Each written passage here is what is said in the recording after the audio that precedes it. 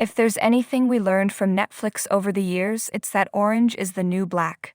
Luckily for her, the young and the restless Phyllis hasn't quite made it to the orange jumpsuits of prison just yet. Though if she did, we bet it would be pure fire with her red hair. For now though, she's on the run with Summer and determined to keep her mom out of jail.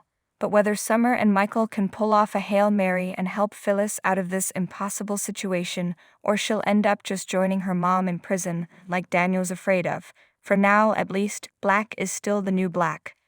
At least that's what Michelle Stafford pointed out in the most stylish way possible with an Instagram photo and the caption, "Just cat burglar suits for Phyllis these days." Hey, when you're on the run trying to sneak, plot, and plan your way out of the corner you backed yourself into, you've got to look sleek and stylish. And with the reviews that came in, Stafford clearly pulled it off. Melissa Ordway, Abby, just responded with a flame emoji, while Elizabeth Hendrickson, Chloe, wrote, "Hottest burglar out there," along with the flame emoji.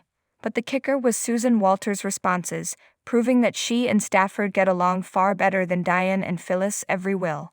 She went for the fire first, then a short time later added, "OMG, I somehow left a bunch of flames, but you do look pretty dang hot."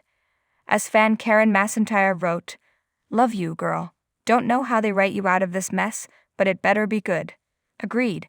And hey, if Phyllis comes out of this with a special love of cat burglar suits forever after, we certainly won't be complaining. It was the question on everyone's mind, but only the young and the restless Nikki was brave enough to pose it to Victoria. If Nicholas were to walk away from Newman, for whatever reason, would you consider elevating Nate to that position? And at that very moment, Nate and Audra were across town raising a glass to the notion of Nick's ouster and their ascension. All of us leaves us wondering if Victoria is about to throw her father's family-first policy out the window by showing her brother the door in order to make room for her lover. Anybody paying close attention knows that what started as a casual office tryst has become much more, at least where Victoria is concerned. She was downright tickled when Nate suggested that they make things official by going on a real, and very public, date. Not that half of Geno City didn't already know exactly what was going on between the two of them.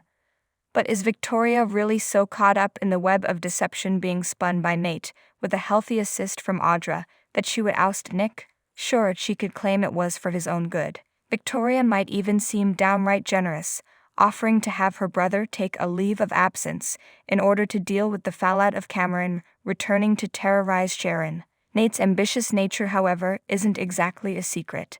In fact, it's one of the qualities that Victoria, unlike his ex, Elena, finds most attractive about the hunk, which means that no matter how hard she tries to tell herself that making Nate COO would be a temporary move designed to help Nick, deep down, we're pretty sure she'd know better.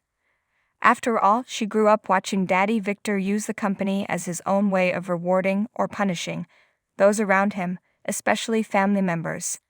Which ultimately means that Victoria has to know that Nate wouldn't easily hand that powerful position back to Nick. Translation, she'd be willingly choosing Nate over the brother who has, mostly, been by her side as she suffered the slings and arrows of an often cruel world. And that's just cold, even for a woman who, for years, was perceived as being something of an ice queen. Heck, surely we aren't the only ones who remember that back in the day, she was labeled as being frigid, in every sense of the word, by then-rival Nina. Worse, the fact that she's been sleeping with a subordinate could result in Nate threatening to file a sexual harassment lawsuit unless he was allowed to maintain the status quo. No matter how you slice it, this ain't gonna be pretty, especially if Nick's warnings prove true and Nate winds up breaking Victoria's heart.